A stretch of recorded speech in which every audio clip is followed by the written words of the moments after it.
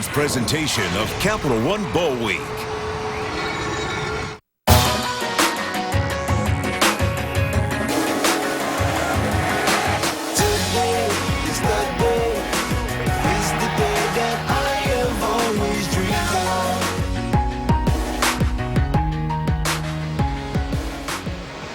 And welcome back to ESPN's coverage of Capital One Bowl Week, set for the second half of the new Era Pinstripe Bowl.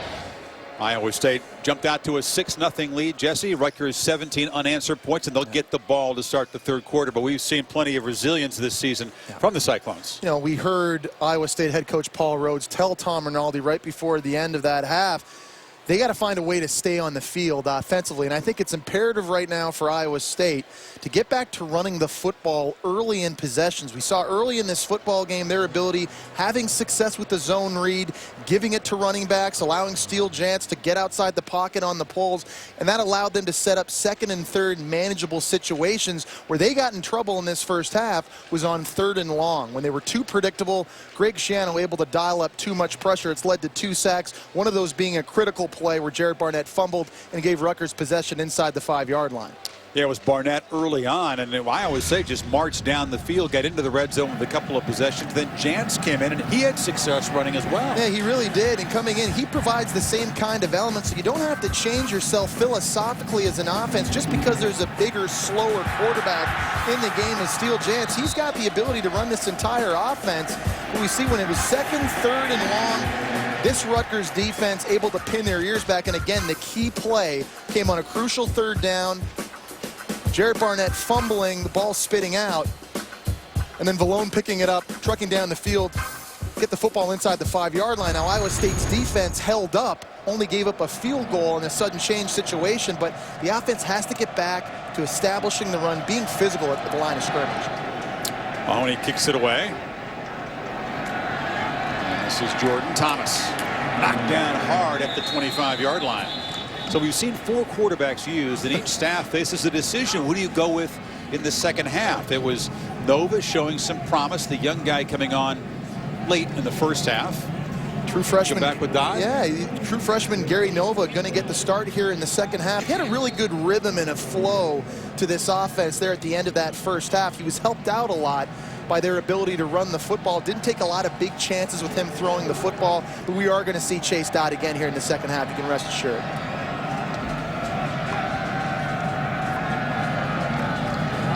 On the reverse and being knocked down by a blocker was Miles Schuler.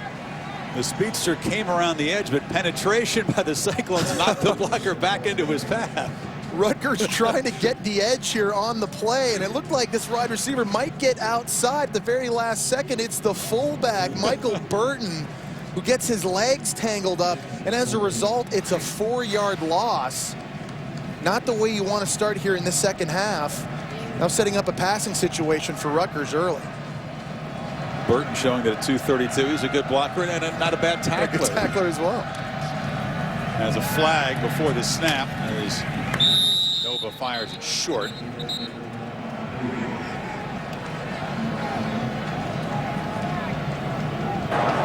Offside. 48 on the defense. 5-yard penalty. Second down. So they get back the 5 yards that they gained on the first down play. It's back to 2nd and 10. Well, you see the mindset here with the true freshman quarterback under center. Easy completions, trying to get Gary Nova into a rhythm here at the start of the second half. Keep that confidence high. He's played well so far in this football game. With that offside penalty now bringing us back to 2nd and 9. White motions into the slot, but it's a late handoff to Jamison. It was an effective runner in the first half. Had a couple of touchdowns. Stopped by Klein after just a couple here. It's going to be so critical for Iowa State defensively to get back to winning on 1st and 2nd down like this. Trying to make plays, tackles close to the line of scrimmage, and make Rutgers one-dimensional. Make the young quarterbacks, be that Gary Nova, be that Chase Dodd, have to throw the football to stay on the field. Remember, it's an Iowa State defense that likes to mix up its coverages. See if they can confuse Gary Nova now here before his pre-snap, move some guys around. 5,000 Cyclone fans have made the journey on their feet, trying to get their defense going, get momentum back at the beginning of this third quarter. Nova fires across the middle, knocked down. It was A.J. Klein right in the traffic pattern, and they forced the 3 and out. Nice job by this defense, playing a big zone coverage, keeping everything in front of them and just reacting. See the big wide receiver posting up over the ball, D.C. Jefferson at tight end. But a nice job of reaction by the linebackers in the second unit, able to bat that ball down. So much of this defense is about A.J. Klein and Jake Knott, the 2 linebackers. No, they both played well this afternoon. Warren pushed back, and an over-the-shoulder fair catch made inside the 20-yard line. So Iowa State will take over down 11.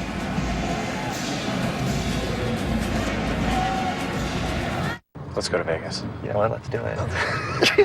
Let's do it. Let's go to Vegas. Vegas, baby. But maybe we should head back to the dealership first. Because Vegas. No, this is a test drive. Vegas. So. It's practically yours, but we still need your signature. Volkswagen Sign and Drive is back, and it's never been easier to get a Jetta. That's the power of German. Just not feeling the wood cutting thing today. Tony, eat a Snickers. Why? Because you get a little bit whiny when you're hungry. College football in high definition is presented by Vizio. It was the game that reshaped the championship chase of Friday night, November the 18th. From 24-7 down, the Cyclones rallied to tie Oklahoma State at 24. Quinn Sharp pushed the field goal, and we skipped to overtime. Jake Knott tipped the ball away from Blackman. Teran Burton made the pick, and then Jeff Woody just muscles into the end zone in double overtime. 4-touchdown dog. Iowa State showing tremendous resilience. Jesse, they overcame so much. You know, in the BCS Bowl matchups, which looked like this, would have looked very different if the Cowboys had escaped Ames with that victory. They would have been playing LSU in the BCS championship game. It would have been K-State. The Associados Fiesta Bowl, and the sugar would have been different. 6 degrees of separation. It's amazing to think if Nebraska and Colorado had not defected and left the Big 12 conference this year on the schedule, Iowa State was not supposed to play Oklahoma State.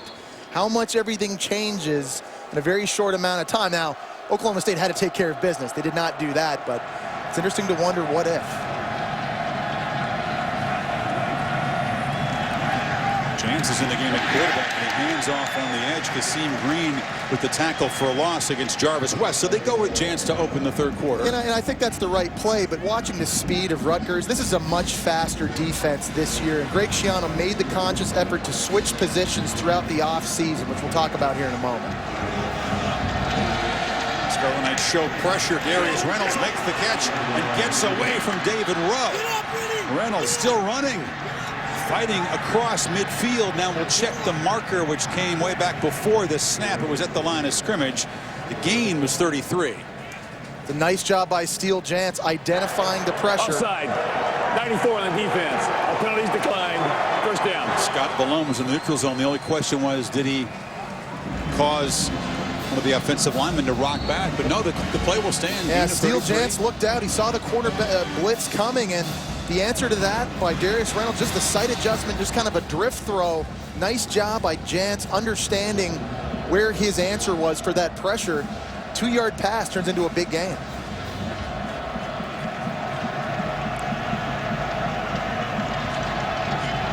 Play clock at 2. They barely get the snap off. They're not running that hyper-tempo offense. White is just knocked backward by Justin Francis. We talked about the position changes on defense this year, and cornerbacks became safeties. Safeties became outside linebackers. Linebackers became defensive end. Kasim Green, Big East Defensive Player of the Year, a guy that played free safety last year, was moved to linebacker so this defense could get faster.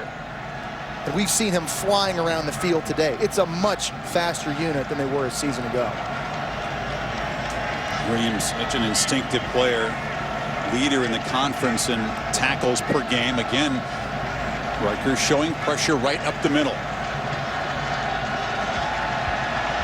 Now they back off. Jans looking left, loops the throw way over the head of West. Rutgers right now content defensively to just sit back and find out if these Iowa State quarterbacks can pick them apart. Not a lot of big windows here. There was a small opening on that play, but Jarvis West, only 5'7", trying to work the sidelines.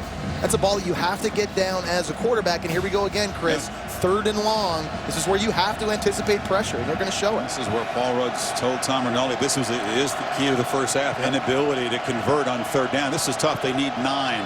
1 for 8 right now. And they show pressure. Jance takes his shot downfield, throws it up for Reynolds, but there's good coverage by Logan Ryan. There's no chance for the receiver to make a play. Tremendous coverage. This defense marrying together. There's a free blitzer coming through the line of scrimmage. If Steele Jance is going to complete this, it has to be a perfect throw. Logan Ryan, the best cover corner on defense for Rutgers.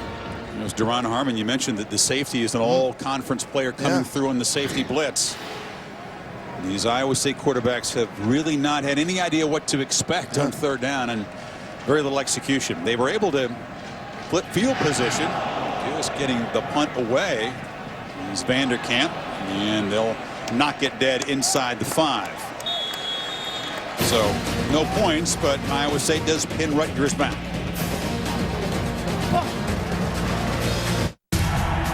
Leadership. ESPN College Football, the new Era Pinstripe Bowl, is brought to you by Aflac, official partner of the Heisman Trophy.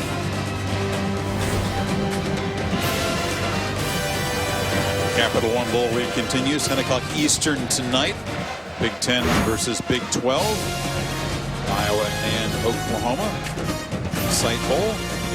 Again, no Marcus Coker for the Hawkeyes as Bob Stoops tries to beat his alma mater. Your prediction of that, Mr. Palmer? I'm going to go with Iowa here. I think a lot of people may find that to be an upset, but we know no Ryan Broyles for Oklahoma. No Jazz Reynolds playing wide receiver either. He's out with a kidney injury.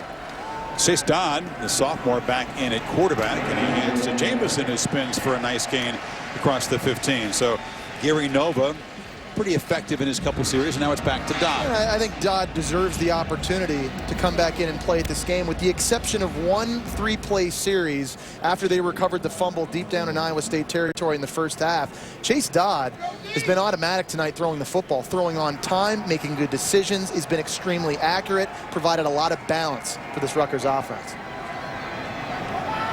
Iowa State's going to have to bow up and stop this running game, or they're going to have no chance to stage another rally this afternoon. This is what Rutgers wants to do, and the offensive line is beginning to gain some confidence and gain a push. You see the issues that shifting and formatting can create for a defense here. Lining up in what looks like a spread look, you motion the fullback back into the I formation. They pull alignment at the point of attack. Big bodies right now getting tremendous surge to this Rutgers front, and they're just consistently pushing Iowa State back up front. Already over their average rushing yards per game this season at 99 now.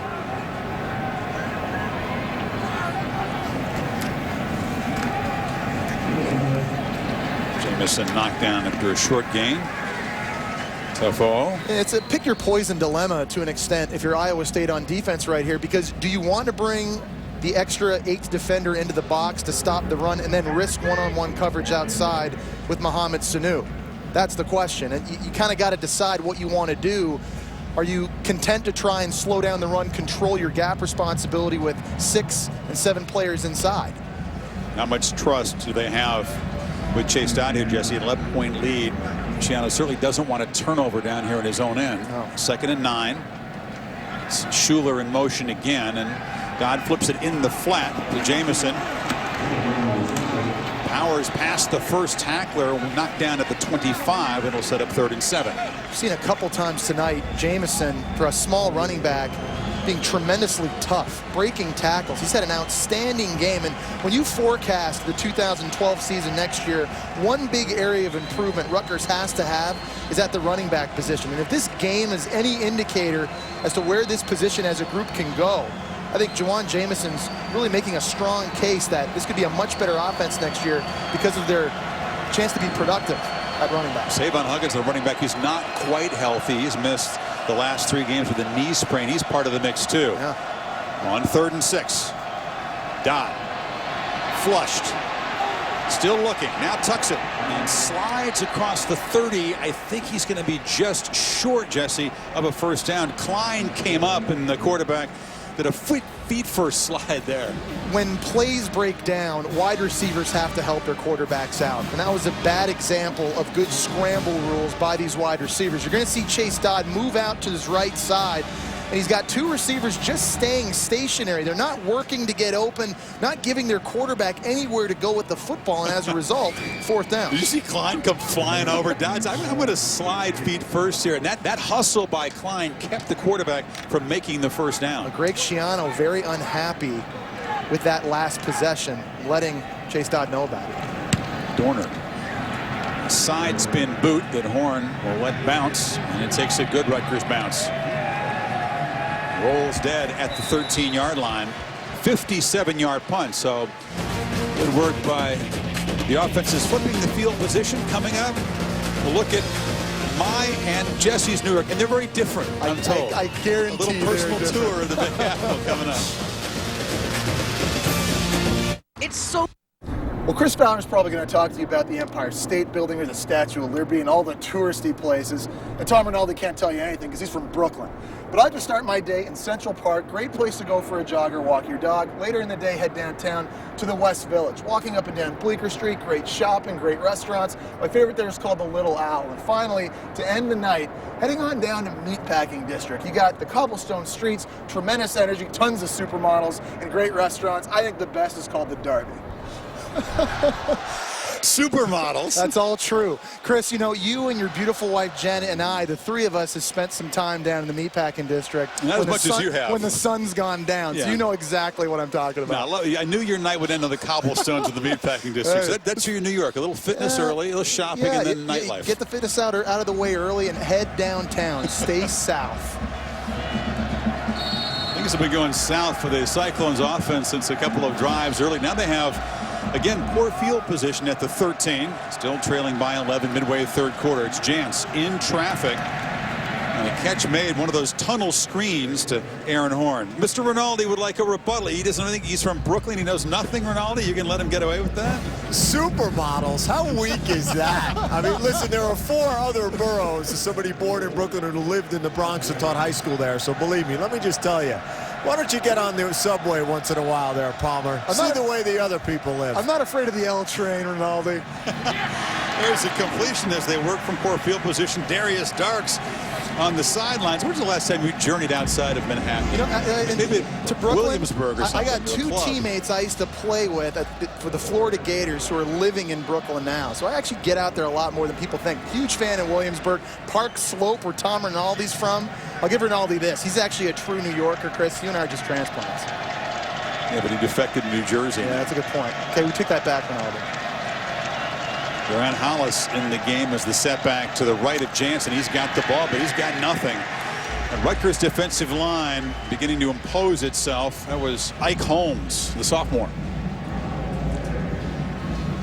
You know, Iowa State came here very excited about being a part of the New Era Pinstripe Bowl because only 5 Cyclones had ever been to the New York area before this game. Paul Rhodes excited to have his guys taste the city life, and they really enjoyed it. The cell phone cameras have been out every stop of the way, and they did visit those tourist places that you mentioned. That's sure about to talk that was not part of my New York, my friend. You'll see. We'll see. We'll see. I have an idea where you might go. 2nd and 11. Chance looking left, delivering in that side, and again a short gain. It's Aaron Horn, and it's going to be yet another 3rd down and long for this offense. It's an uphill battle again for Iowa State, and adversity is nothing new for this football team. When you consider their first 3 games of the year, they won, but had to come back in the 4th quarter of each. You talked about that Oklahoma State game earlier this year. People forget. Missed field goal early in that game, 5 drop passes in the 1st quarter, interception for a touchdown. They were down 24-7 to Oklahoma State and was able to come back. A lot of game left for Paul Rhodes and this football team. But they got to improve on 1 for 9, and it's Jantz retreating and then just throwing it away. That play was almost doomed from the start as the Scarlet Knights again brought pressure. Another example of the newfound speed on defense for Rutgers. Manny Abreu, a converted linebacker, now playing defensive end, did a great job exploding up the field. He forced Steele Jantz to continue to backpedal. Really messed up the entire timing on that route, forced the throwaway. That speed coming in handy for Rutgers. And Wayne Warren, the safety, Also came on the blitz. Close to the block was Logan Ryan. Sanu collects it and is dropped immediately. All right, Mr. Palmer, you talked about supermodels and I'm not saying I'm dating them, bars. just saying I'm looking at them. I have a different take on New York. I love the energy in New York, but to keep my sanity, I have to find nature. Riverside Park is my front yard, long paths to bike and run up along the Hudson. You can watch the sunset over New Jersey with a drink when it's warm. Central Park is close by. You can just get lost in there. Huge parcels of nature. It's where the dead bodies are found on Law & Order, if you watch that show. And the High Line is a 20-block-long park on an elevated train platform with lawns and trees, really a symbol of New York's innovation and inventiveness. It's all about nature for me as Rutgers takes a shot downfield. Ball looped in the air for Brandon Coleman, and flags come out as he draws the interference. Finally, they went after the 5'7" corner Reeves with the 6'6" wide receiver Coleman. 11-inch height advantage comes into play. We've seen Rutgers a couple times tonight try and take advantage of their 6'6" freshman wide receiver. And those chances finally pay off here on what looks like is going to be a pass interference call. Reeves got up high, got his hand in the face, but got in the way. For pass interference on the play. Second down. They'll pick up the flag. Tell you what, taking a look back at it again, I think that's great defense right there by Jeremy Reeves. Not enough contact to throw that flag. Schiano begs to differ, but they do pick the flag up. Look at the competitive nature here of Jeremy Reeves, who again we know is the smaller corner in this Iowa State defense. He's got a tremendous player, Leonard Johnson, playing across the field from him, but you'd argue Reeves has probably made more impact plays throughout the course of the year. He's been picked on more often, coming up big right there on that last play. Junior from Allen, Texas. This is Jamison on the delay, short gain. So you don't approve of my nature spin on New York City? I love the fact that you have the nature spin. I want to say this, by the way. I've gone on jogs down the river and run into this guy before, having one of those drinks with his wife. But I want to say this also. The High Line he pointed out to you, that is in the meatpacking district, by the way. That's down by the Standard Hotel. It's above those cobblestones where you're prowling around for supermodels and drinks. You're staring at me while I'm doing all of that. I just think it's that was an elevated train track that was condemned and no longer used. They turned it into an urban park. Very neat. Beautiful. Get a chance to check it out if you can. 3rd down and 7. And another incompletion. Both these offenses really struggling on 3rd down. There have been so many 3rd and longs. And another punt. Defenses have had their way so far in the 3rd quarter. And some more miscommunication right here between the quarterback and wide receiver at Rutgers, just not on the same page. And coming out, trying to be aggressive, throwing it downfield early. But a good job of Iowa State, with an offense that's struggling right now. They're coming out and they're competing, forcing 3 and outs, trying to give them an opportunity to get back in this game. Combined 3 for 19, both teams on 3rd down. Dorner gets it away. Horn in traffic, makes the catch, darts upfield. Skips out across the 45, so finally the Cyclones will have good field position to work with as they try to cut into this lead. Busy Saturday. Capital One Bowl week continues with Texas A&M and Northwestern in the Meineke Car Care Bowl. At 3:30, there are games on both ABC and ESPN. And then in prime time, the Auburn Tigers against the Virginia Cavaliers in the Chick-fil-A Bowl inside the Dome in Atlanta. I'm excited about Virginia. Season they've had this year, getting set to play Auburn in the Chick-fil-A Bowl. Well, Mike London getting a contract extension, much deserved. Had them knocking on the door to play in that ACC championship game right before losing against in-state rival Virginia Tech. He got knocked flat when they were knocking on the door by the Hokies, though. So Jance in at quarterback, and the Rutgers defense has begun to swarm the ground game. White's dropped for a loss again. It's a benefit to this Rutgers defense to be so active. As you take a look at some of the longest active bowl win streaks right now, Rutgers with 4 in a row could make it 5 here today. Nobody's won more than 4 bowl games in a row It's in college impressive. football. We saw USC, some other big names on that list. Mississippi State, which is coming up, they've won 4 bowl games in a row. Dan Mullen getting them ready to go here in the postseason. Once again, Iowa State just behind the sticks, as we say, 2nd and long, an uncomfortable position for this offense. Jance flips it, almost picked off by Kasim Green, and now a flag comes in late. Schiano about 15 yards out on the field. Unhappy with this apparent call. Pass interference. 20 on the defense. There was a moment on this play that Kasim Green gets his arms wrapped around Albert Gary, excuse me. At the bottom of the frame, you're going to see Gary. Here's Kasim Green, number 20, running an inside slant throw. Kind of wraps him up. He lets him go, however, and then gets his hands out. You know, I don't. You like the call? No, I don't like the call. And I'm a quarterback, and I think that was. You a think clean everything's play. past the No, defense. well, that one I think was clean. Here's the reverse. The drop for a huge loss is Lentz.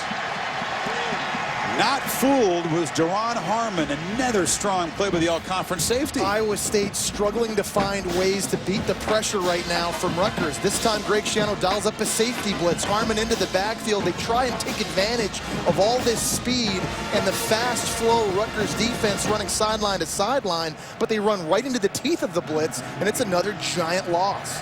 You lose big yardage on first down. You're not going to produce many productive drives for Iowa State. Second and a mile. Rutgers just drops back. Jantz has time, but delivers across the middle, and it's picked off. Steve Bohern is to the ground, makes the interception. A flag is down. We'll check that. But Bohern has good coverage and a low throw from Jantz. Holding 74 on the offense. The penalties decline. First down, Rutgers. So the turnover stands and the turnover troubles continue for the Cyclones. Tremendous coverage on the top of the screen here. Actually forces this turnover. Still, Jantz wanted to throw the curl at the top of the screen, and you see Kevin Snyder getting out underneath that route. That forced Steele Jantz to clutch. He has to come back now to his second receiver, throwing it too far inside, not seeing Boharness draped in front of his wide receiver. Bad decision. Tremendous coverage, though, on the initial wide receiver. Forced that turnover. So in the closing minutes of the third quarter, once again, the Iowa State defense is going to have to come up with a big stop to stay in this game. But on first down, it's Jamison powering forward for a nice game. You know, Chris, a moment ago we were talking about the success Rutgers has had here recently in bowl games, and Greg Schiano has really changed the expectations here at Rutgers. This is the birthplace of college football. They'd only been to one bowl game in 135 years before Greg Schiano showed up 11 years ago. They've now gone to bowl games 6 of the last 7 years. Bowl games are now the norm. And he's set an expectation level at Rutgers where just going to bowl games and winning them is not enough. They want to take the next step. They want to win the Big East Conference. And that's the goal still is out there that they need to reach. And they feel like they'll be one of the favorites in the Big East next season, along with West Virginia, assuming the Mountaineers are still in the conference, with those two lawsuits against the school and against the conference still in the courts. As of now, the Big East is planning a schedule around West Virginia being in this league, and I think the Mountaineers and the Scarlet Knights and perhaps USF would be the preseason favorites. And I think Greg Schiano feels like he's very close now. This is the most talent he's ever assembled in the 11 years he's been at Rutgers. He's got some big-time recruits coming in. They've got some transfers coming in. R.J. Dill, 3-year starting offensive lineman at Maryland, coming in next year, immediately going to help solidify this offensive line. Rutgers going to be able to make a push next season, potentially getting to a BCS bowl game. Jamison cuts it back. Jawan Jamison into the secondary. And Rutgers beginning to really wear down that Cyclone defense. Leonard Johnson made the stop, but they moved the sticks again. I'm very impressed by the toughness of Jawan Jamison. Again, a guy that's only 5'8", 198 pounds, but he can carry the load. That's his 19th carry right now on the day. He had 34 carries earlier this year against Cincinnati. Not a very big guy, but that doesn't mean he gets beat up. He's tough. You can give him the rock through the course of 60 minutes. 100-yard game for Jamison, again playing a lot because Jeremy Deering unable to go with the ankle. Inside of 30 seconds in the third quarter. Jamison again cuts it back. Beginning to look a little weary on that Iowa State defensive side. Little running back able to wear this defense down, looking a lot like a Ray Rice right there with the vision, the cuts, the quickness. Big praise. It's Iowa State having some issues. It's number 23, not number 27, but as the Scarlet Knights sprint to the other end, they're looking to build an 11-point lead as the fourth quarter is coming up from Yankee Stadium.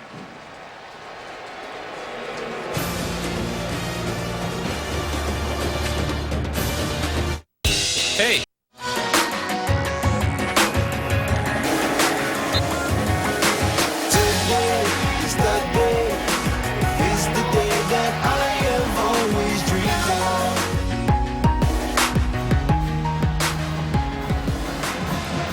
Our game summary brought to you by Marriott. I always say it, a couple of effective field goal drives in the first quarter. No scoring since. Rutgers cashing in a fumble into a field goal. We've got a couple of takeaways. This is a big possession right now for this Iowa State defense. Critical, back to the wall inside your own red zone. If you can hold them to a field goal, it's only a 14-point game with 15 minutes to go. Dodd on the reverse. Hands it off to Miles Schuler. And Schuler shoved hard into the barrier after about a 5-yard gain by Teran Benton. They've showed him in motion a lot, finally handed to him. That's just another way by Frank Cignetti and his offensive coordinator at Rutgers to try and keep Iowa State off balance on defense. You have to hand that football off every once in a while so that the defense respects the wide receiver coming around in motion. Oftentimes in the running game, you use receivers in motion to try and freeze an unblocked defensive end. Good job play calling there, trying to mix it up for Rutgers. Second down, Jamison hitting the backfield, spins away. He'll still lose about a yard. Jake McDonough blew the play up. Rutgers rushing offense was such a weak spot, Jesse, all season long. Sputtered a bit early, but they've really gotten going. No, they've had a lot of success in the middle of the field, and we talked earlier in the day about Batim Bujari, a freshman that normally plays right guard, as a backup being put in at starting left guard, and they moved a bigger player at left tackle and Desmond Wynn to try and gain weight up front. I think that's demonstrated itself particularly in the middle of the field today running the football. Down on the field, senior nose guard for the Cyclones, Stephen Rumpelhammer. Rumpelhammer really had a tremendous year this year. A guy that was born in Holland, moved to Tulsa, Oklahoma when he was a junior in high school. He had played club football in Europe up until that point. He's made 27 starts now for Iowa State. Been a big playmaker, a key cog for them inside. And we've talked about all the success Rutgers has had running the football inside. This is a defensive tackle they cannot afford to lose. Yeah, he didn't want to finish his career limping off the No field. doubt. You can see the reluctance to leave. And you talked about what a big play this is now. They've got Rutgers in a 3rd and long. A field goal keeps it to a 14-point game. And you got to know right now, if you're Iowa State, where is number 6? Find him. Find Mohamed Sanu. He's lined up in the slot. He'll be at the bottom of your screen. He's been pretty quiet for a while. Expecting the option route right here again. A two-way go for him. You got to bracket him, lock him up.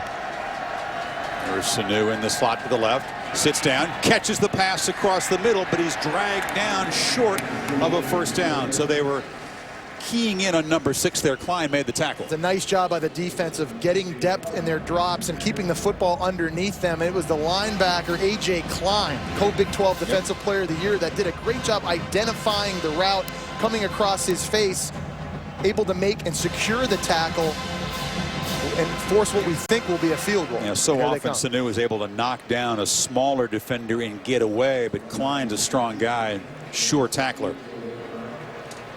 One of those triple-figure tackle guys. No doubt.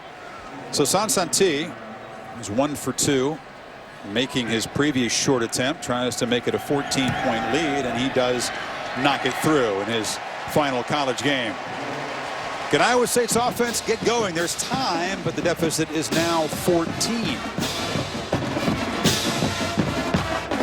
Be my little speed. Today's quarterback stats brought to you by Dove Men Plus Care. It was Barnett getting the start, Jesse, and making some effective plays with his legs early, but then struggled with the passing game, and Jance has come on. And if you look at these guys on the sidelines, you were just saying Barnett didn't have the body language of a guy who's getting back in there anytime soon. Looks like he's anxious to get back in. And head coach Paul Rhodes told us that Barnett was going to get the start, but if he did struggle early, he was not going to hesitate to put Steele Jance in this game.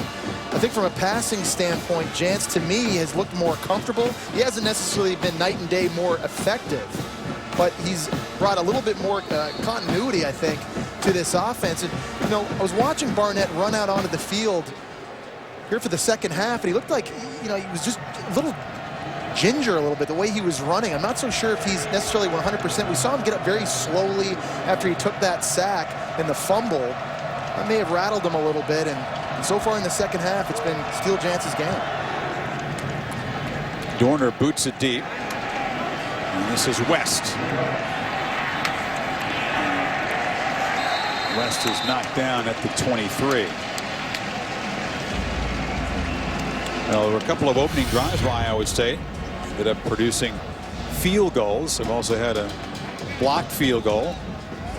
And lately it's been unproductive possessions. They haven't been successful on first down. They've been made predictable by this Rutgers defense. And second and third and long, you're playing right into the hands of this athletic, fast Rutgers defense, able to bring pressure from all over the field. And Iowa State, with the exception of one throw to the tight end in this game, has not been able to handle the pressure from Rutgers. They have no answers. They turn and hand it to White, but another unproductive first down play. That's been the problem. They've simply got to find a way to get ahead in the count against this Scarlet Knights defense. That's going to be a theme, I think, moving forward. Tom Herman, the offensive coordinator, made big news here recently. Urban Meyer hiring him as his offensive coordinator and his quarterback coach at Ohio State. Tom Herman, a great mind offensively, been here 3 years running the spread offense. They're going to have a new face calling plays next year. Paul Rhodes said he wants to stick with the spread offense. He won't name who that replacement will be till after this bowl game. Jance had a man, and it was White, and he just flipped it over his head. He was throwing off his back foot, sensing pressure, but there was yards to be made there. You know, and again, white jerseys running clean at the quarterback, affecting throws. The bottom of the screen, Logan Raid locked up man-to-man. Nobody accounts for the receiver in the slot. That's another missed throw tonight. We've seen a couple of guys wide open. Could have been big plays. I mean, he might still be running down the sidelines. Here we go again. Yeah. one for 10 on third down. And here comes the pressure. You see a radar look from Rutgers. Guys standing up, not putting their hands down on the ground. Iowa State trying to decipher, as is Steele Jance, telling his running back who to block, because they don't know right now. Yeah, Boharness and Green, the linebackers, both showing pressure up the middle, and they'll burn a timeout to talk about it. Iowa State, they're first. It's beginning to get a little urgent for Iowa State on these third down conversions. They need 9 when you come back.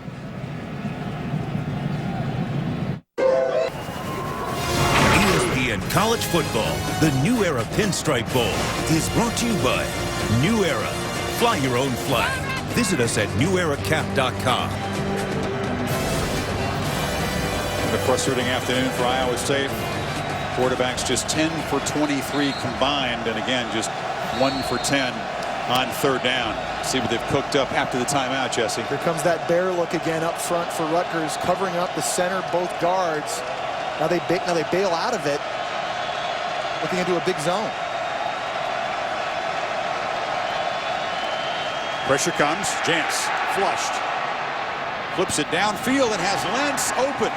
Lentz a first down across the 40, so they finally deal with that pressure and convert on the third down. It is critical for a quarterback, particularly playing in the spread offense, and for any offense for that matter, to be able to extend plays and create with his legs. We've seen Steele Jance have success running the football early, but right there doing a nice job buying enough time to get the football thrown downfield. Crucial play. Let's see if they can build on it. Well, that's an incompletion right through the hands of Albert Gary.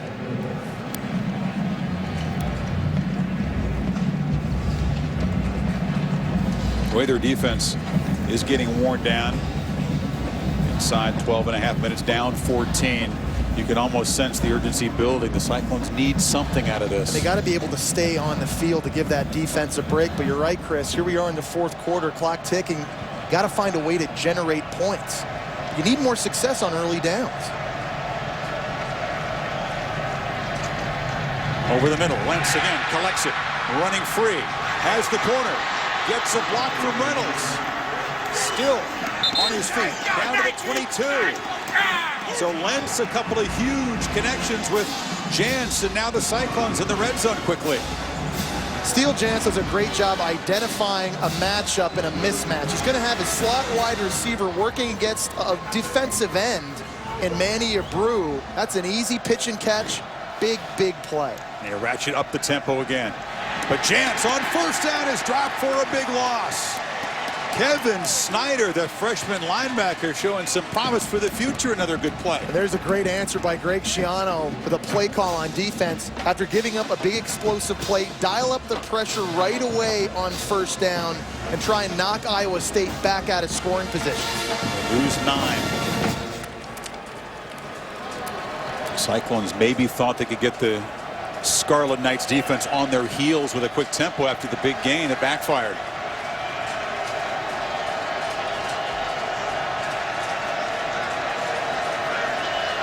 Play clock at 4. As Woody shifts to the right. Play clock at 1. Better hurry. Nope.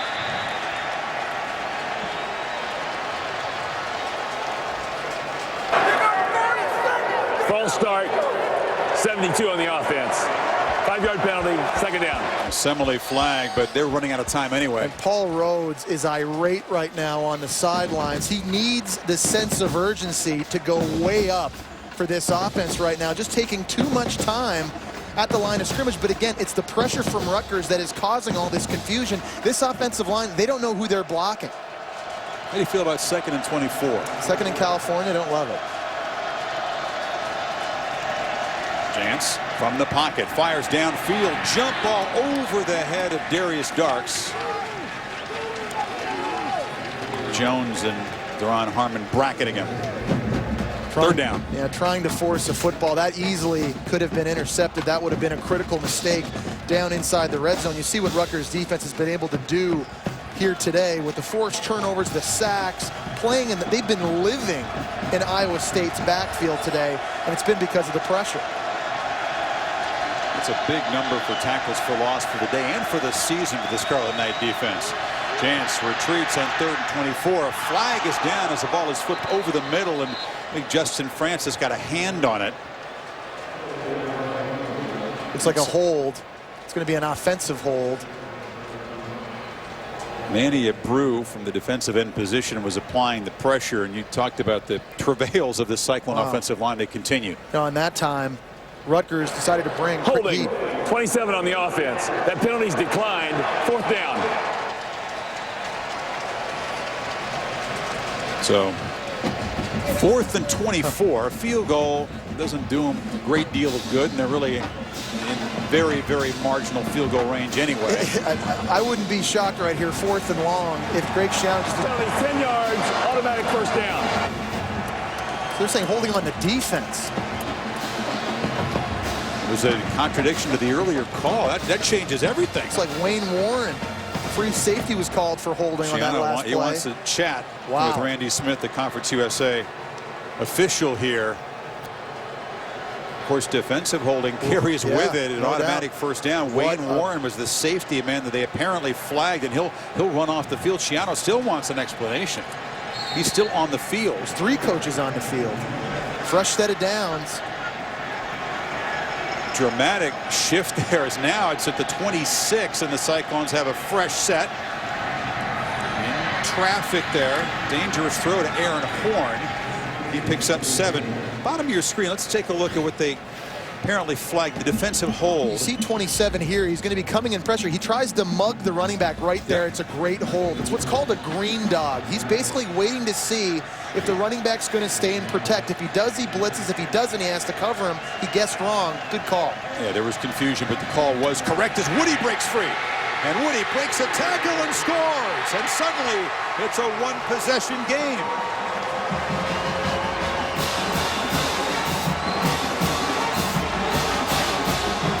Jeff Woody, a former walk-on, a local product in the Central Iowa Metropolitan League. Tough runner. He's the most physical back right now in this backfield for Iowa State. There's a way you handle the pressure. You gashed him on a running play. You roll the dice when you want to send heat. We've not seen very frequently tonight Iowa State able to make them pay for doing it. That's one of the few times tonight they've made Rutgers pay. Geyer makes it a 7-point game. You saw the Iowa State band there. They have obstructed view seats. They really couldn't get a good look at Jeff Woody breaking free, getting into the end zone. They could figure out what was going on. We got a ball game all of a sudden.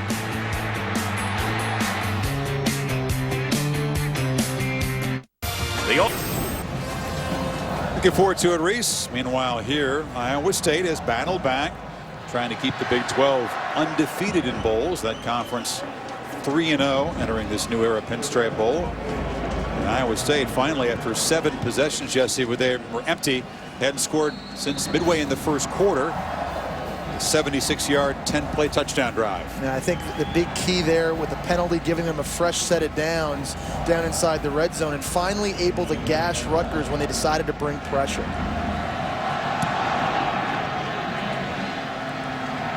Mahoney's kickoff taken at the 13-yard line after a bobble by Jordan Thomas, who fights out near the 30. Today's never settle play brought to you by H&R Block, the 6th rushing touchdown of the year for Jeff Woody. I think Iowa State has to find a way to scare Rutgers out from dialing up blitzes on almost each and every down. And here on this zone read, we talked about how they had success earlier in this game, getting a push against a much smaller Rutgers defensive line. Woody doing a nice job getting into the second level, open field moves. They get on the board. We got a one-possession game. It's the freshman Nova, and straight ahead. That's very telling of the confidence that Greg Schiano and this coaching staff have in the true freshman quarterback. Now all of a sudden, the game's not as out of hand as it was just moments ago, but sticking with the true freshman, this is a big-time possession for him to prove that he can manage this football team and this offense with the game on the line. That's a great point. Here's a guy that had 9 interceptions, and he lost 4 fumbles. Had 4 turnovers in the game against West Virginia, which helped the staff look in other directions back to Dodd. Well, they trust him to throw on 2nd and 8. They hand it off again, and Jamison has nothing. He fights forward. Actually, good effort. Looked like he was going to get stacked up for nothing. Ends up getting 3, so it's 3rd and manageable. And Iowa State defensively now beginning to roll the dice a little bit. There were a lot of maroon jerseys close to the line of scrimmage. You see all these players in here. There's 8 or 9 bodies close to the line of scrimmage, intent on stopping the run. They're going to force the true freshman quarterback to beat them now. They do not care if Mohamed Sanu is playing outside one-on-one. They're going to take their chances. See if they look for Sanu, who's caught 6 balls, but hasn't really broken free this afternoon. Play clock at 5. Nova wanted it for a screen, now just has to throw it away, and Iowa State's players jumping around as they get the stop. Huge win for Iowa State, coming on the tail end of a touchdown to force a 3-and-out and get the football back, try and generate more momentum. Great job by that defense taking the screen away. Smart play by Gary Nova there, not trying to do anything foolish, understanding when the play is dead. A punt is okay. Let your defense go back out and play again. Defense has been playing well. Dorner to punt it to Horn. It's a low kick, and Horn will have a chance. It is 21. Room up the middle of the field. And Iowa State will get good field position as they go back on offense, down just 7 after the 20-yard return.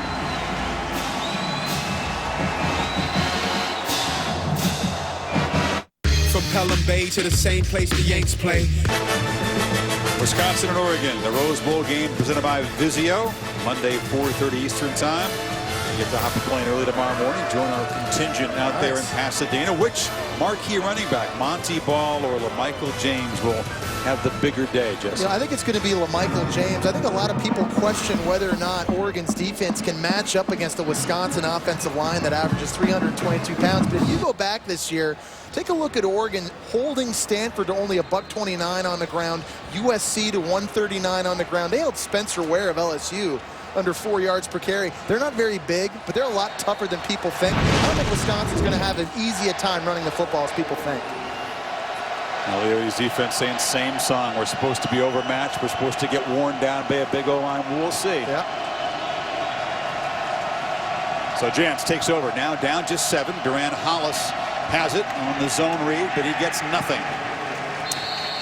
Greg Schiano, Jesse, in that last timeout. Watch what he does. He just tells his defense to take a deep breath, relax. Everybody listen. Breathe in that South Bronx air and then just let it out. What's he trying to communicate? No, the message, hey, they've just scored a touchdown. We've just gone 3-and-out. The sky is not falling. Let's go play our brand of football. We're still winning. We're fine. Another effective play for the Rutgers defense on first down. Leaves Jantz with 2nd and 10. Woody shifting around to the right. It's an option look. Takes the pitch, but runs out of room. The option to the boundary, but it was Logan Ryan, the corner, who's played a terrific game, cutting Woody down. You have to be a complete defensive back if you're going to play the corner boundary position in Greg Schiano's defense. That's exactly what Logan Ryan is. Not only is he the best cover corner they have on their team, but look at his physicality at the point of attack, able to get off a block, put his face in the fan for a tackle for a loss, setting up yet another 3rd and long. Expect pressure. And there's the 8th tackle for loss by this Rutgers defense. Pressure up the middle again from the safety, and Dance gets it away, but couldn't get it to the open Darius. Reynolds was running there, had an opportunity, but Jance again backpedaling furiously, couldn't quite make the accurate throw. The pressure from Rutgers tonight has had to force these Iowa State quarterbacks to make perfect Actually, throws. the throw was better than I thought. That should have been caught. They're not having a lot of time to get the football out of his hands. Even if that receiver makes that catch, he's very likely tackled short of the sticks. They just have not been able to find a lot of answers and try and scare Rutgers out from pressuring right now. I mean, there's no mystery. If it's 2nd and 3rd and long, Greg Schiano's bringing it until Iowa State can prove they can handle it. So Schiano got his team to take a deep breath, and they got what he wanted, a stop, a 3 and out. And on the offense, we'll go back to protecting this 7-point lead with 6:40 to play as we check back in the studio with Reese Davis. Reese?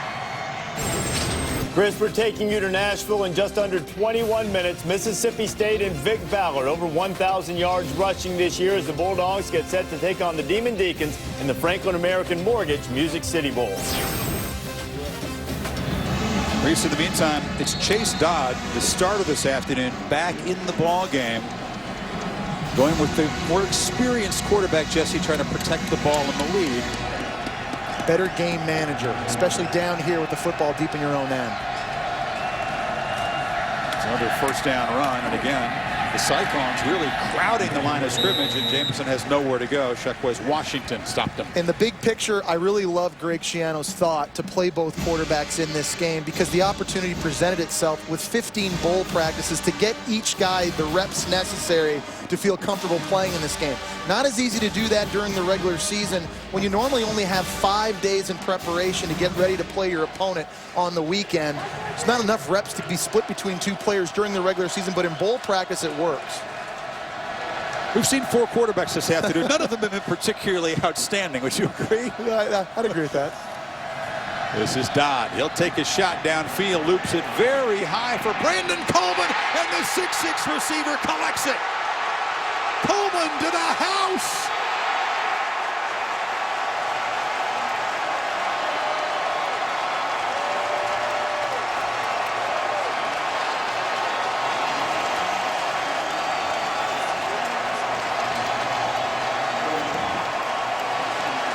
The home of the Bronx Bombers.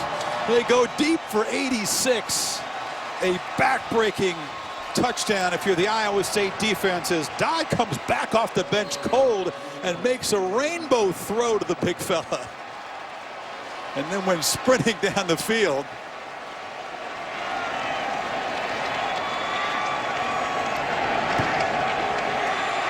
they waited a long time, Jesse. They thought that Brandon Coleman presented a huge mismatch opportunity against a 5'7" corner, Reeves. As a quarterback, sometimes you have to be lucky when you pick your matchups. And Chase Dodd has 2 go routes mirroring each other. He had Mohamed Sanu on the other side of the field in bump and run. 99 out of 100 quarterbacks would have taken that matchup. I don't blame him for going for Brandon Coleman with the 11-inch height advantage over a much smaller corner in Jeremy Reeves. They tried this earlier in the half. It didn't work, but a great job of putting the football up, just allowing his wide receiver the opportunity to locate the football and then try and high point the football.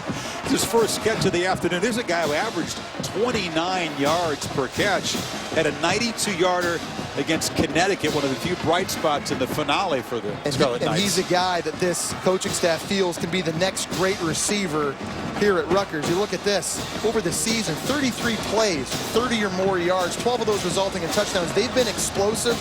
Brandon Coleman, only a freshman. They think he can be in the lines with a guy like Kenny Britt, Mohamed Sanu. He's the next great receiver here at Rutgers. He's very raw, but he has the physical abilities you just cannot coach. And with that frame, That is a mismatch nightmare for defensive coordinators week in, week out, not only in the Big East Conference, but whoever else has to play Rutgers on their schedule for the next several years to come. You would expect that Mohamed Sanu would declare for the draft. He hadn't said anything yet, but he talked about doing what's best for his family. That's usually a buzzword that means he's looking toward the draft. That would mean that Coleman's really going to be a guy counting it heavily as the go-to receiver next year. West tries to create a big play as the Cyclones are suddenly back in a 14-point hole. Jarvis West gets free, gets across midfield, 42 yards on the return, so 5.5 to work with. They have to begin to go back to that up-tempo as we remind you that Capital One Bowl week continues tonight, 10 Eastern. Talked about the Hawkeyes and the Sooners. ESPN Radio, ESPN3, and also streaming live on WatchESPN.com and the Watch ESPN app. Bob Stoops, Kirk Ferentz, both coached under Hayden Fry and the same staff back in the day. Bob Stoops played at Iowa, facing off against his alma mater. So now real urgency for Jance and the Cyclones. They flip it short here. This is Gary, who's able to get 9 yards, and they have to get up and snap it now every 10 to 15 seconds. And I love the idea. Get the football out of your hands as a quarterback. Put it into the playmakers on the perimeter of the field where there's so much more space. Let them go and create first downs for you. I've not seen a lot of the quick game tonight from Iowa State.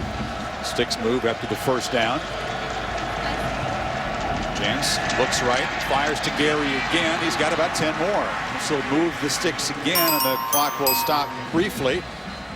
Bulldogs and the Demon Deacons to follow. You know, and this 2-minute style of offense fits right into what Iowa State does because the tempo they play at week in, week out. They're comfortable. Jance again over the middle. Bobbling catch is made there by Aaron Horn, and now they're suddenly at the 11-yard line. You're seeing the difference between an experienced quarterback and Steele Jance and what we saw earlier with Jared Barnett. Anticipation on throws, anticipating the window opening up over the middle of the field. Pull the trigger when you see it. Drive taken so far just 56 seconds, and they're down threatening. And remember, this is an area of the field that Rutgers plays their best defense. Heading into this game, they had allowed opponents to score only 69% of their possessions in the red zone, tied for 4th best in the country. Their best defensive player, Kasim Green, being looked at by trainers, grimacing. His helmet is a few yards away. Again, defensive player of the year in the Big East Conference, and guy has been a leader out there this afternoon for Schiano's defense. Greg Schiano once again now rallying his entire team here on the sideline. He's got the defense around him. He got hurt as he hit Jance after the throw here. They're going to have to make a play without their leader on defense here, and he's trying to get his guys fired up and motivated. We should take another look at this. You'll see Green here coming in on the delayed blitz. Just kind of lowers his head. It's hard to kind of see, just collapses right after running in. It looks like he's grabbing his right ankle. His right ankle, maybe, yeah. He just kind of planted or stepped on his foot or planted on it wrong. Yeah. I think his right ankle got twisted underneath him, and God, you can see to look at that. why he's grimacing in pain. Man. Let me show you a look. It was a little bit of a late bump on Jance in the first place, and you just sort of relax as a player, don't you, near the end of a play. I just think one of those freak things, Chris, just kind of his foot getting caught in the ground at the wrong time. Green, a junior, Jesse, who just announced officially that he will return to Rutgers for his senior season. Saw the concern that was obvious on the face of the Rutgers players. They're well aware of how important Green is and how much they like him. But in the meantime, it's been Iowa State moving down the field quickly in 4 plays now in less than a minute to threaten. Yeah. At this point, down 14. And this is an area of the field generally in the red zone as a defense you don't like to pressure. You want to kind of sit back, defend that goal line, keep the football in front of you. It's a thing that Rutgers has done very, very well all season long. It'll be interesting to see on this possession if they change their philosophy a little bit on defense, considering they've had so much success now with pressure. We're seeing why Iowa State was able to come back and pull off unlikely victories early in the season. Triple overtime against Iowa. They had to fight like heck to beat Northern Iowa. Went on the road against UConn. Of course, the big upset against Oklahoma State from 24-7 down. This is not by any stretch of the imagination one of the more talented teams you're going to see in bowl week, but they're one of the more resilient. Yeah, and I think those experiences have helped them deal with these situations much better than a lot of other teams throughout the country. You talk to players, they'll tell you that triple overtime win against Iowa helped prepare them for that double overtime win against then number 2 Oklahoma State. They understand the mindset when you get in games late. Head coach Paul Rhodes will be the first to tell you the best way to win a game is not to lose it. Don't do things to shoot yourself in the foot. They've done that in this game early, whether it be a missed field goal, whether it be a penalty on a kick return touchdown that negated that, whether it was 2 sacks, one leading to a fumble and a score. But this is a team that understands late in games what is required to win late. And not a surprise, they're not going to go away in this game. And you claw back within 7, and then you give up the 86-yard touchdown pass to Coleman. You think that's a death blow, but they've marched back down the field as they continue to attend to what appears to be a pretty significant ankle injury to Kasim Green. We'll check back with Reese in the studio. All right, Chris, while we attend to the injury in your game, BYU and Tulsa in the waning moments. Riley Nelson, Cody Hoffman, he faked the old Dan Marino spike in the Champions of the Bell Helicopter Armed Forces Bowl. The Cougars of BYU, as they won at 24-21, the touchdown coming with 11 seconds remaining. Chris Givens, dangerous weapon for Jim Grove and the Demon Deacons, will take you to the Wake Forest Mississippi State game coming up just under 11 minutes. The Franklin American Mortgage Music City Bowl. Reese, thank you. BYU, after stumbling around early, Jesse, able to come away with a 10-win season. As you see the Green finally set up in the entire Rutgers defense gathering around their leader back there to wish him well. This is clearly going to be an injury that's going to affect him in the offseason. It's just an amateur prognosis, but it didn't look good. Let's go to Tom Rinaldi, see what he can add to this situation. Tom? Well, Chris, Rutgers' official policy is not to release any injury information until it's cleared through their medical personnel, but clearly you could see on the field as he's placed on the cart and being taken off, there was an air cast placed around that right ankle.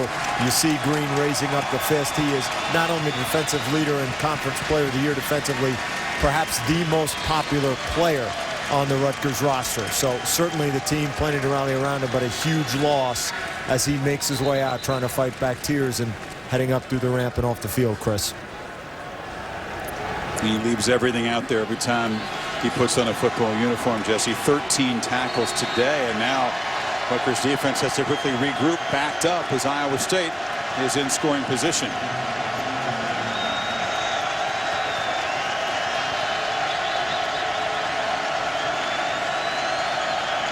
Kevin Snyder, the true freshman, has jumped into that linebacker position. He shows pressure up the middle as Jantz lobs to the end zone. Well covered was Reynolds by Logan Ryan. It's been tough to deal with number 11 on the corner out there for the Scarlet Knights today. That seems to be where Iowa State wants to try and take its chances. And Darius Reynolds, 6'2", 210 pounds almost, has been the most explosive wide receiver. He starts on an inside track, runs too far inside. You got to give credit to Logan Ryan for maintaining possession at his post outside. Rutgers now bringing more pressure. They're going to force Steele Jantz to get this football out of his hands quickly and trying to react to it in the air. Third down. Again, Jantz has to backpedal and just throws it away. Coming very quickly was Wayne Warren, who's been an effective blitzer from the safety position. And it's 4th and 10. Well, he's still in the tackle box, and he just kind of spikes this in the ground. I'm not so sure why that's not intentional grounding. Neither is Greg Schiano, who's going crazy. Now that looked like a there's no receiver within the vicinity of where that was thrown. They can talk about it, and sometimes they'll throw a late intentional grounding flag. I don't know if they're saying that. I don't know if they're saying that number 8 James White was potentially in the area. He was cut blocking on the play. He wasn't even an eligible receiver in the play. But no flag, and instead 4th and 10. Wow. So this is the ball game. You would have to believe an empty possession here would doom the Cyclones. Number 7 up top, press. Man-to-man against Logan Ryan. And this Reynolds. Play clock at 3, 2, and they just get a timeout. Rutgers calling a defensive timeout. Yeah. They're first. Wow, there was... Greg Schiano went sprinting down the sidelines to get that. It might have been a delay of game if they hadn't called timeout. The play clock was at 2 seconds. Schiano didn't like what he saw. Good job. It's like he lost the chart as he sprints. He's been running, he's been jumping, he's been animated. You know, we know Paul Rhodes is animated. The emotion and the enthusiasm. Greg Schiano's matched Paul Rhodes with his facial expressions, the inhale, the exhale, up and down the sidelines. I don't know, though. That might be one of those deals where he regrets calling the timeout. I always say it would have been backed up 5 yards had Rutgers not taken it. In fairness, you want to make sure you get the right defense called. And if they're in an alignment, maybe he recognized the guy wasn't lined up properly up front. You want to make sure this is the critical down of this entire game. Think of all the momentum that winning this game carries into the offseason, preparing for the 2012 season. Greg Schiano understands the significance of this play. He's going to make sure he gets the right defense on the field. Well, they confirm. Yeah, let's check with Tom. Tom? It was interesting to see Greg Schiano come sprinting out down the sideline to make sure the timeout was called, and then sprint directly toward the officiating crew to continue, guys, to plead his case that, in fact, there should have been intentional grounding. The only White was blocking on the play, as Jesse mentioned. He spent at least a third of the timeout just pleading his case to the officials. Let's see what they've dialed up now on 4th and 10. Bunch formation here at the bottom of the screen. Going to try to buy access for wide receivers.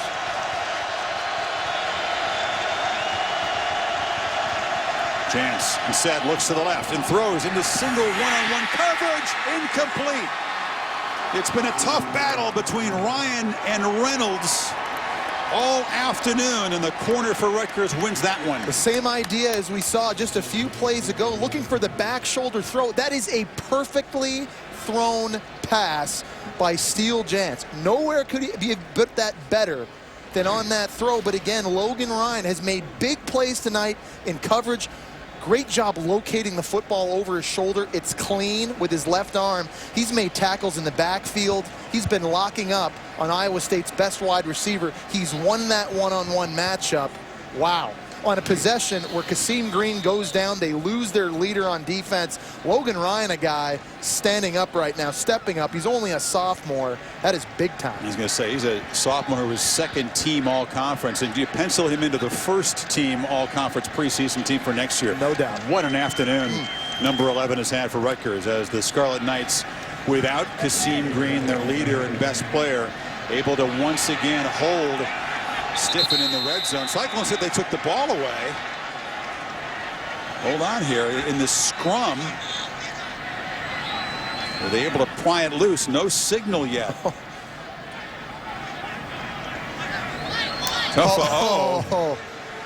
Thought he'd come up with it. Wow. Well, you know, if you're Paul Rhodes and you're Iowa State, and you're down 14 points, you got 2 timeouts remaining. Start wondering if and when you want to start using these timeouts, get the football back. You know Rutgers is going to run the football and try to bleed as much clock away as they can.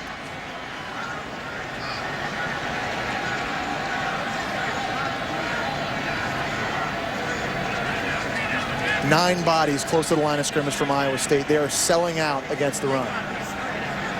Dye wants to use a lot of his play clock. He still has 10 seconds before he has to snap it.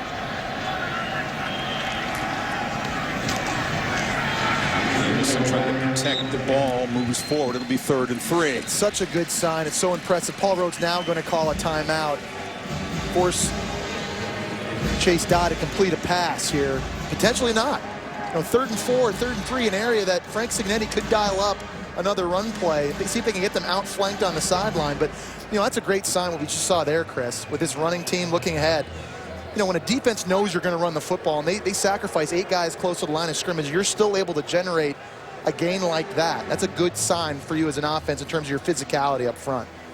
With Jeremy Deering unable to go with an ankle injury, Jawan Jamison has been the workhorse for the Scarlet Knights, and he's our impact player, brought to you by Capital One. Carried it 26 times for 129 yards and a couple touchdowns. And he's been the workhorse. We've talked about it all game long. Not a very big running back, only 5'8", 198, but bounced off tackles. He's broken tackles. He's made guys miss in the second level. He's found the most success tonight running up the middle in the field. Done a good job in pass protection as well. A real bright spot. You know, we keep forecasting to next year. We've talked about how the offensive line has to improve, and they got to get better at the running back position. Jawan Jamison making a big statement here for himself and for this offense, I think, looking forward to the next season. The offensive line has made a statement, too. We talked about the moves they made, reshuffling since the bad performance against Connecticut. Sanu here in the slot. Go-to guy, critical down, up top. If they throw it, Jersey Joe Martinek instead takes the carry, and he's dropped. Big tackle by Jake Knott. No gain, and they'll spend another timeout and preserve some time as Rutgers gets ready to punt. Great open field tackle by Jake Knott. This is a guy that has shown tremendous toughness throughout the course of the year. You go back and watch him play against Baylor.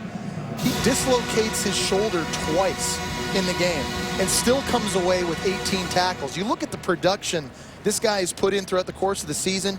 Everyone talks about A.J. Klein, and he's the Big 12 Defensive Player of the Year. Jake Knott is an absolute war daddy playing opposite of A.J. Klein. He's also a guy that loves baseball. Was very excited to play this game in Yankee Stadium when the Cyclones came here for the walkthrough the other day. He brought his glove. A few players had the foresight to bring their baseball mitts out here. Wouldn't you, though? I would, too. You know, you wanted to take BP here. I'll tell you what, as soon as I found out we were lucky enough to get to call this game, I called you and I said, dude, get a bat. Let's go out here and take some BP. What did I say? It's going to be 21 degrees. Yeah, well, if I'd known it was going to be 50 degrees like it is today, Fowler, you and I should have been in the box. We should have been in the cage. They wouldn't let us on the field, but I'm sure you could go underneath there. Easy stadium to sneak in and out of, isn't it? Aaron Horn to see if he can create some field position with a punt return. He's Dorner. Gets it away. Horn waves for a fair catch at his 30. So Iowa State 3:16 to work with, down by 14 as we check back with Reese. All right, Chris, just moments away from the start in Nashville. Chris Ralphs had an up-and-down season for Mississippi State. Mississippi State and Wake Forest will start on ESPN News if you guys aren't quite finished in Yankee Stadium. Just hoping that there are some more dramatics left in what's been a crazy season. But to have that empty possession stopped on the 4th and 10 hurt a few minutes ago. Jance has to show real urgency. They almost have to go downfield. They'll concede throws like this to Aaron Horn. I am not a fan of prevent defense. Just keep running what's working. You're up by 2 touchdowns, I get that. But Iowa State has not been able to handle the pressure. Don't stop doing that now.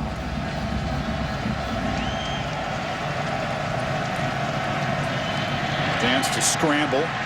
And they'll slide after about a 4-yard gain. Here's a thought. If you are going to go prevent, think about having a spy on the quarterback. You know, Oklahoma had a lot of success late in the season against Iowa State, dropping 8 into coverage with a spy. Pressure in the backside, picked off. Picked off by Logan Ryan, who punctuates a tremendous afternoon with a clinching interception. Anything else the young guy can do out It's there? unbelievable. And another great play call by Greg Schiano. They keep going in his direction. Well, they brought pressure Get again. a clue. Steele Chance had to get that football out quickly. Miscommunication between he and his receiver. I think that was Darius Reynolds again. I mean, number 11 has just been all over the place. Yeah, that's impressive. I mean, he has won that one-on-one matchup with Darius Reynolds and just made plays, it feels like almost each and every possession, icing this game with that play. The greatest play call you can get as a quarterback, Chris, is when the offensive coordinator says victory formation. And that's what they'll line up in. There's still 2.5 to play. 30 seconds. Rutgers will burn a quick timeout, but for Schiano, it's going to be a 5th consecutive bowl victory, apparently, barring a crazy turnaround in the last 2:39. And that's important for this Rutgers team. You know, believe it or not, at the start of the season, they make the bowl game one of their goals, not just to get there, but to win the bowl game. You take a look on their boards, it'll say bowl champions. They look at this as a championship game. They understand the momentum that gets carried into the offseason. But what a way to go out for all the seniors on Rutgers playing in their final game here at Yankee Stadium in a great venue against a very worthy opponent, an excellent Iowa State team. Come away with the win. It's pretty special.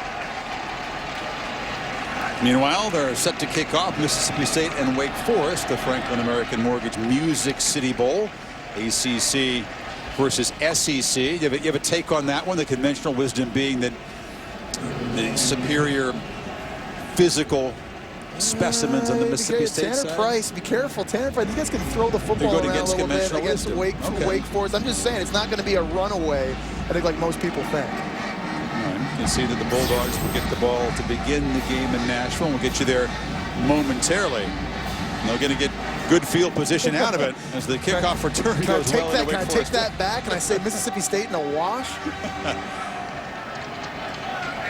This will be a very satisfying result for the Scarlet Knights as they get to 9 wins.